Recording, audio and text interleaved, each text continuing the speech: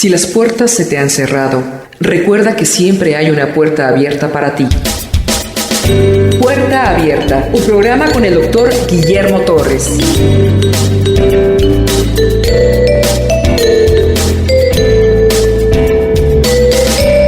El capítulo 13 y 14 del libro de Hechos habla del primer viaje misionero del apóstol Pablo, con Bernabé y Juan Marcos, que fue el que los abandonó allá en Perge. Ya no se va a Antioquía de Siria, todo esto es Turquía. Bernabé y Saulo comienzan su primer viaje misionero. Había entonces en la iglesia que estaba en Antioquía profetas y maestros: Bernabé, Simón el que se llamaba Níger, Lucio de Cirene y Manaén el que se había criado junto con Herodes el tetrarca, y Saulo.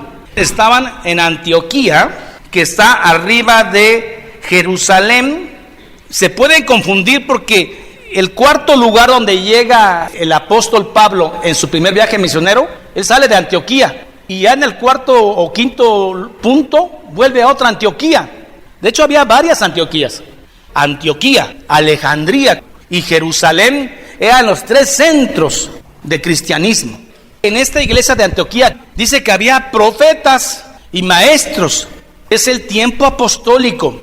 El Nuevo Testamento no estaba escrito. Entonces había profetas que eran dirigidos directamente por el Espíritu Santo. Cuando termina el tiempo apostólico, la inauguración de la iglesia primitiva, estos profetas dejan de tener su efecto. Ellos recibían profecías, los profetas, hasta de cosas sencillas. El Espíritu Santo le decía a Pablo y a Bernabé para dónde irse. El tiempo especial del Espíritu Santo. Y ahora el Espíritu Santo vive en nosotros, nos guía, nos ilumina, exhorta, edifica, consuela. Ministrando estos al Señor y ayunando, dijo la tercera persona de la Trinidad, el Espíritu Santo: apartarme a Bernabé y a Saulo para la obra que los he llamado. Entonces, habiendo ayunado y oraron, les impusieron las manos y los despidieron. Poner las manos es apartar a alguien para un servicio, no es para transferirle poder. Se van a Chipre. Chipre es una isla. Entonces ellos, enviados por el Espíritu Santo, descendieron a Seleucia. Seleucia está a 25 kilómetros de Antioquía. Todavía están en Siria. Después de ahí se van a Salamina, que es Chipre, de donde era Bernabé. Entonces dice: enviados por el Espíritu, descendieron a Seleucia. Llegaron a Salamina, anunciaban la palabra de Dios en la sinagoga de los judíos. El evangelio primero fue anunciado a los judíos. Y los judíos, como no aceptaban, la mayoría, hubo un momento dado en que Pablo y Bernabé se sacuden los zapatos, el polvo. Ustedes no quieren, nos vamos a los gentiles. Y eso de sacudirse el polvo era para los gentiles. Cuando un judío pasaba por Samaria, llegaba a Jerusalén, se limpiaba los zapatos, el polvo que se hubiese pegado ahí. Más si pasaba por ciudades gentiles. Llegados a Salamina, anunciaban la palabra de Dios en la sinagoga de los judíos. Tenían también a Juan de ayudante, Juan Marcos. Y habiendo atravesado toda la isla, llegaron hasta Pafos. El culto de Afrodita estaba acá, la diosa del amor, en Pafos. Encuentran aquí un hombre muy interesante, Simón el mago. Pedro lo reprende, dice que tu dinero perezca contigo porque has pensado que el don de Dios se compra. Diagnóstico: en cárcel del hiel y amargura te veo, arrepiéntete. Y recuerden, no hay brujería blanca, la brujería es brujería y se acabó. No es que la brujería para hacer el bien, no se puede combatir el mal con mal. Brujería es brujería y listo. Habiendo atravesado toda la isla de Pafos, hallaron a cierto mago, falso profeta, judío, llamado Barjesús, que es Elimás también, que estaba con el procónsul Sergio Paulo. El procónsul era el que gobernaba la isla, era un romano. Pese a que era romano, era varón prudente. Llamando a Bernabé y a Saulo, deseaba oír la palabra de el gobernador de Chipre, y se interesa por la palabra de Dios. ¿Y a quién tenía a su lado? A un mago. Dios le va a mandar un predicador que le enseñe la palabra de Dios. Ayer estaba viendo un programa televisivo de la mañana. Tiene de invitada todos los días a una bruja con sus cirios ahí, y está dando una fórmula de brujería en televisión a las 11 del día. La televisión europea está llena de brujas. Esos países que fueron bastión de cristianismo, ahora están siendo llevados por brujas. Aquí estaba Barjesús junto al procónsul. Y el procónsul romano quería aprender de Dios. Entonces Pablo hace un diagnóstico, algo está pasando acá. Y se da cuenta quién era el que estaba ahí interviniendo.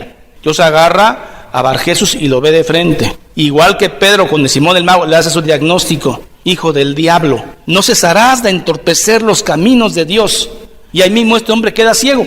Pero le resistía Elimás, el mago, pues así se traduce su nombre. Y procurando apartar de la fe al procónsul, entonces Saulo, que también es Pablo, por primera vez se le llama en la escritura Pablo a Saulo. Entonces Saulo, que también es Pablo, lleno del Espíritu Santo, fijando en él los ojos, dijo: oh, lleno de todo engaño y de toda maldad, hijo del diablo, enemigo de toda justicia, ¿no cesarás de trastornar los caminos rectos del Señor? Ahora pues, he aquí, la mano del Señor está contra ti, y serás ciego, y no verás el sol por algún tiempo. E inmediatamente cayeron sobre él oscuridad y tinieblas, y andando alrededor buscaba a quien le condujese de la mano. Entonces el procónsul, viendo lo que había sucedido, creyó, maravillado de la doctrina del Señor.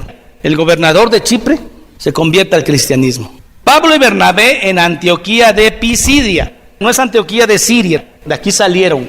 Dice, habiendo zarpado de Pafos, Pablo y sus compañeros, Juan Marcos y Bernabé, arribaron a Perge de Panfilia, pero Juan Marcos, apartándose de ellos, volvió a Jerusalén, los dejó.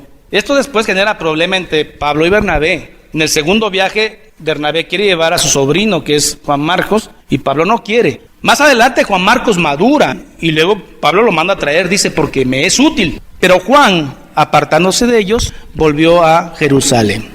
Ellos, pasando de Perge, llegaron a Antioquía de Pisidia, y entraron en la sinagoga un día de reposo. Llegó un sábado a Antioquía de Pisidia, y se sentaron en las bancas de la sinagoga. Lo primero que se hacía en las sinagogas judías se recitaba el Shema. El Shema está en Deuteronomio 6:4. Dice, oye Israel, Jehová nuestro Dios, Jehová uno es. Esto se dice varias veces en la sinagoga. Después de esto se abre el libro de la ley. Los primeros 5 libros de la Biblia, el Torá, porque para ellos esta es la ley. Los demás libros del Antiguo Testamento son de ayuda. Y si había un invitado judío, se le pasaba para ver qué palabra traía. Vieron a Pablo y Bernabé y lo invitaron a ver qué palabra traía para esta sinagoga. Reflexionen en esto. Todos los judíos, en todas las sinagogas, se recita primero que es el Shema. Oye Israel, Jehová nuestro Dios, Jehová uno es. Invitan a Pablo y a Bernabé a pasar al frente a dar una exhortación. ¿Y cuál es el mensaje que trae Pablo y Bernabé? Y entonces Pablo dice, es que Jesucristo, hombre, muerto apenas unos años atrás, es Dios.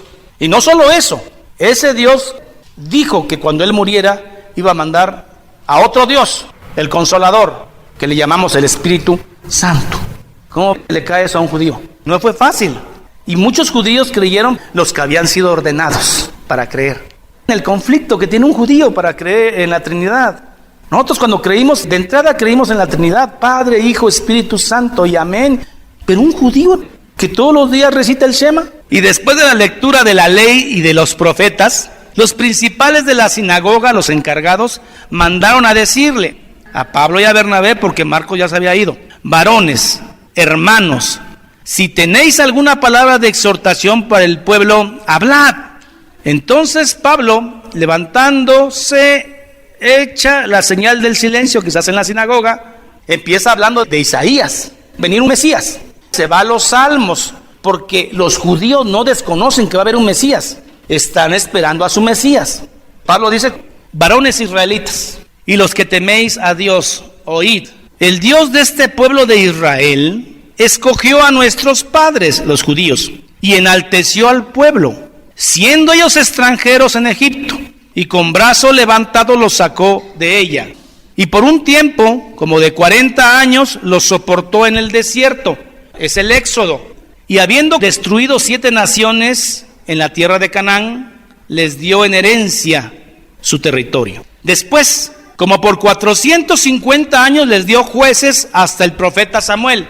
Durante 450 años, cuando el pueblo de Israel ya estaba en Canaán, no tenían rey. Y ellos veían que los pueblos de un lado tenían su rey y el pueblo judío no tenía rey. ¿Quién era su rey? Jehová de Israel, uno es. ¿Cómo ha de ser vivir en un lugar donde no hay presidente de la república? Y pidieron un rey y Dios le mandó a el rey Saúl. Dicen que era el más alto de toda la tribu benjamita. Les va a remar a los israelitas. Este hombre casi terminó loco. Al final un espíritu lo atormentaba. Y llegaba David, tocaba el arpa y entonces descansaba este hombre. Saúl lo que hizo fue desobedecer a Dios. Saúl, en lugar de reconocer su error, como David, que dice: ay, Dios mío, cree en mí un corazón limpio. Cuando David se le descubre su pecado, cae de rodillas, se pone a llorar y dice: perdóname. Y Saúl no. Saúl actúa con soberbia, loco, y dice: estos becerros son para ofrecer sacrificio a Dios. Y Saúl le dice: ¿quién te pidió sacrificio? Obediencia quiere Dios. Lo destituyen. Después de Saúl, ¿cuál es el segundo rey? El rey David es el hombre catalogado conforme al corazón de Dios. ¿Tuvo algún problema David? Se metió con la esposa de su general y la embaraza. Se da cuenta que está embarazada, manda a traer al general Urías y dice que se duerma con ella para que digan: es mío. Como no quiere él, lo emborracha. Como ni borracho quiso entrar con la esposa, se regresa a la guerra. Y él mismo lleva la carta, el escrito, donde le dicen: póngamelo al frente en la guerra. Y cuando esté en plena guerra, se echan para atrás. Lo dejaron solo al esposo de Betsabé y muere atravesado por las lanzas. ¿Quién peca más feo? Teológicamente el pecado es pecado. Me da la impresión que el error de David es más grande. Saúl estaba medio loco y no obedeció y necio. Pero oye, David manda a matar a su amigo. La diferencia está aquí. Vean en el Salmo 51 cómo se arrepiente un hombre de Dios. Lávame y lávame más de mi maldad, porque en pecado he sido concebido. Límpiame y crea en mí un corazón recto. En cambio Saúl no se arrepiente.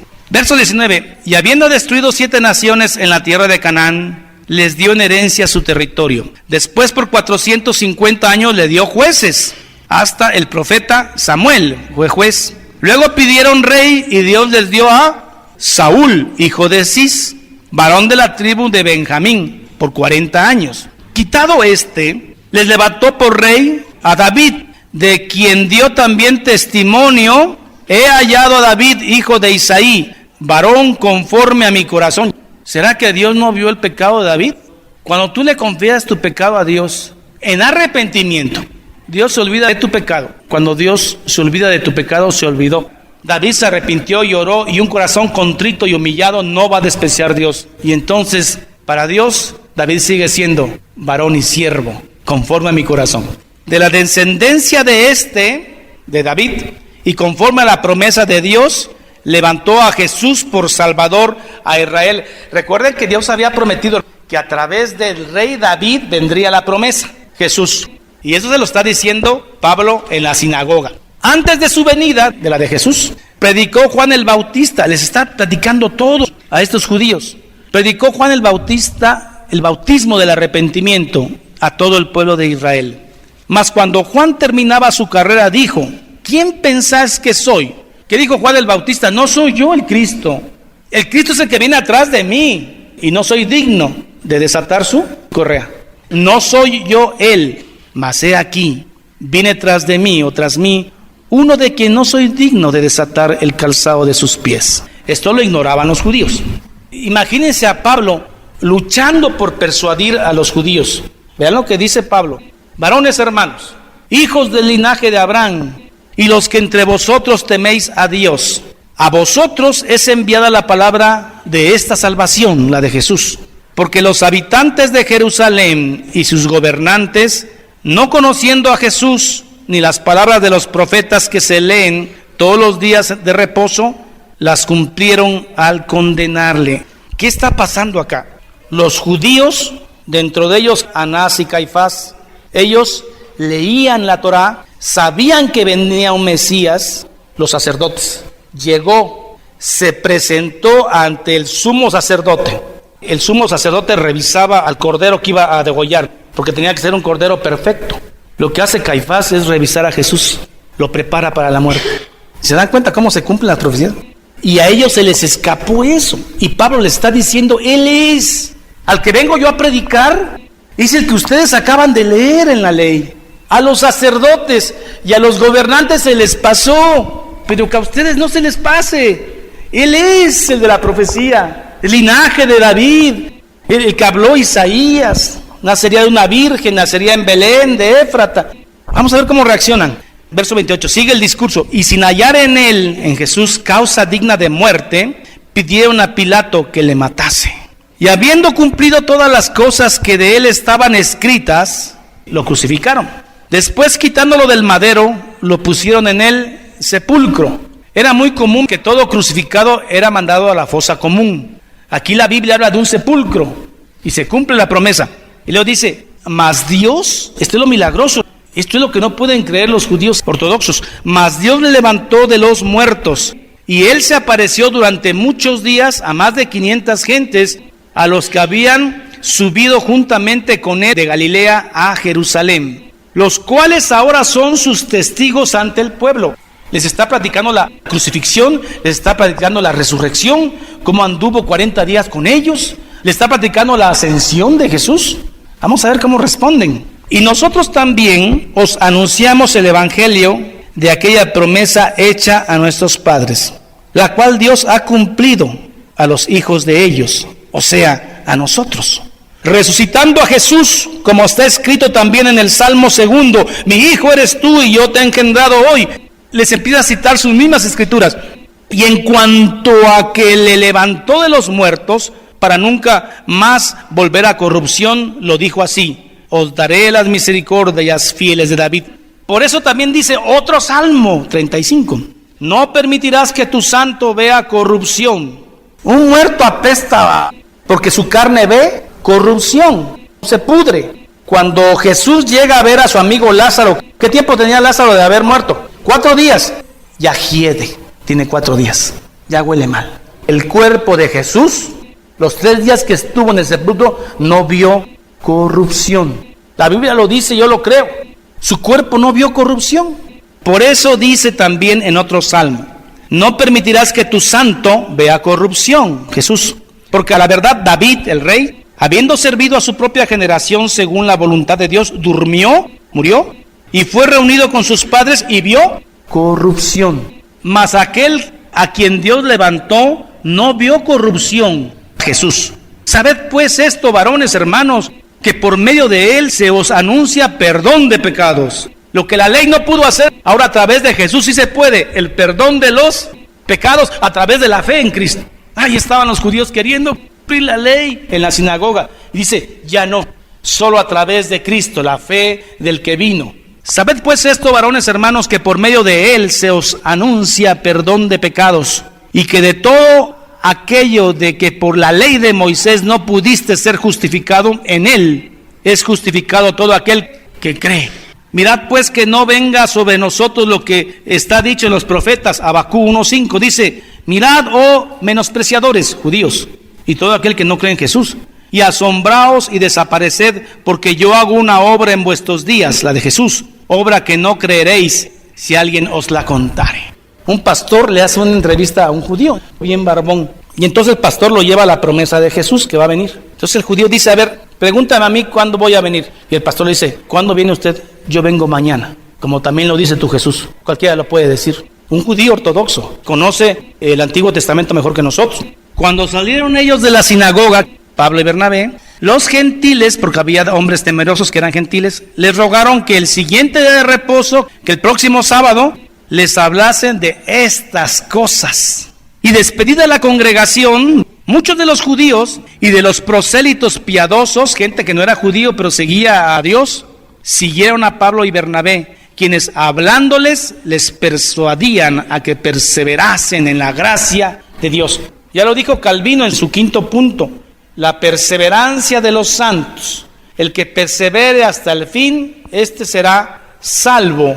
¿Y quién va a hacer que usted persevere hasta el fin? El Espíritu Santo. Porque el que empezó la buena obra, la terminará hasta el día del fin. 7 días después, al siguiente día de reposo, se juntó casi todo el pueblo aquí en Antioquía de Pisidia. Se llenó. Y eso hizo que los judíos se llenaran de celos. El siguiente día de reposo se juntó casi toda la ciudad para oír la palabra de Dios. Pero viendo los judíos la muchedumbre, se llenaron de celos y rebatían lo que Pablo decía, contradiciendo y blasfemando. Entonces Pablo y Bernabé, hablando con denuedo, dijeron: a vosotros los judíos, a la verdad era necesario que se os hablase primero la palabra de Dios. Mas puesto que la desecháis y no os juzgáis dignos de la vida eterna, he aquí, nos volvemos a los gentiles. Porque así nos ha mandado el Señor, diciendo: te he puesto para luz de los gentiles, a fin de que seas para salvación hasta lo último de la Centroamérica, Sudamérica, África, todo Asia. No nada más los judíos, ahora es para luz de toda la tierra. El que cree será salvo. Los gentiles, los que no eran judíos y que habían estado ahí, se regocijaban y glorificaban la palabra del Señor. Un cristiano que sabe de estas cosas no puede maldecir al pueblo judío, porque de ahí vino la salvación, Jesucristo. Los gentiles, oyendo esto, se regocijaron y glorificaban la palabra del Señor, y creyeron todos los que estaban ordenados para la vida eterna. Desde antes de la formación del mundo yo te conocí, te predestiné para ser salvo. El Señor te buscó a ti primero. Ordenados para la salvación son los que han creído. 49. Y la palabra del Señor se difundía por toda aquella provincia de Antioquía de Pisidia. Pero los judíos instigaron a mujeres piadosas y distinguidas, mujeres ricas, y a los principales de la ciudad de Antioquía, y levantaron persecución contra Pablo y Bernabé. Persecución. Y los expulsaron de sus límites. No queremos esa gente acá. Y aquí viene lo simbólico. Ellos, Pablo y Bernabé, entonces, sacudiendo contra ellos el polvo de sus pies, llegaron a Iconio.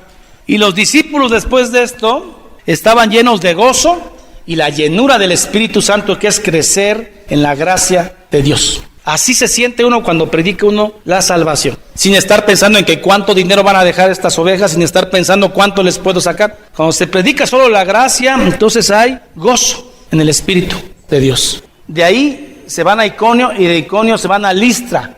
En Listra, Pablo es apedreado de tal manera que lo dan por muerto.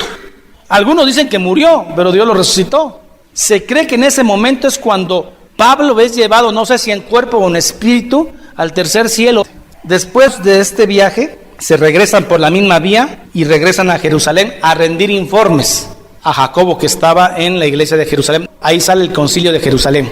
Y hay judíos que han creído en Cristo, y hay gentiles que han creído en Cristo, pero se sientan a comer a la misma mesa, y los judíos se sienten muy lastimados porque los no judíos están comiendo carne. ¿Qué hacemos? Allá aparece el primer concilio de Jerusalén. Vamos a hacer esto.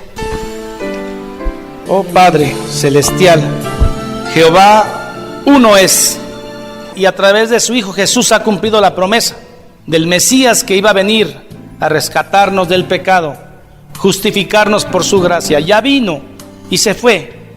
Él mismo dijo: os mandaré un consolador, el Espíritu Santo. Y ahora el Espíritu Santo vive en cada uno de los que han creído en Jesucristo. Y el Espíritu Santo está haciendo su obra final: exhortarnos, edificarnos, ayudarnos, animarnos. El tiempo de la gracia se está terminando. Bendito sea Dios de los cielos, que usted está ya aquí y que ha creído en Jesús. Que Dios lo bendiga a usted y a toda su familia, en el nombre santo de Jesucristo. Amén.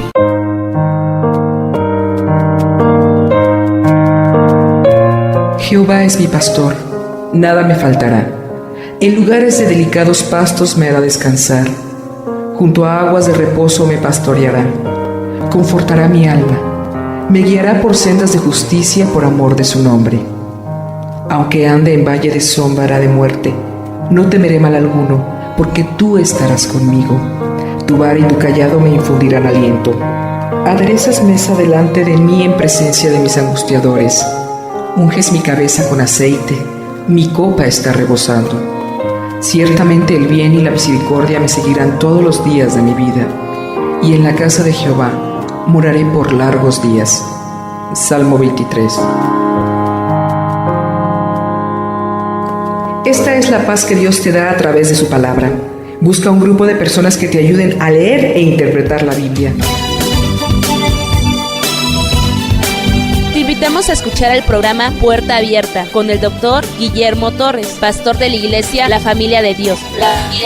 Todos los días de 9 a 10 de la noche por esta estación y a través de internet www.guillermotorres.com.mx.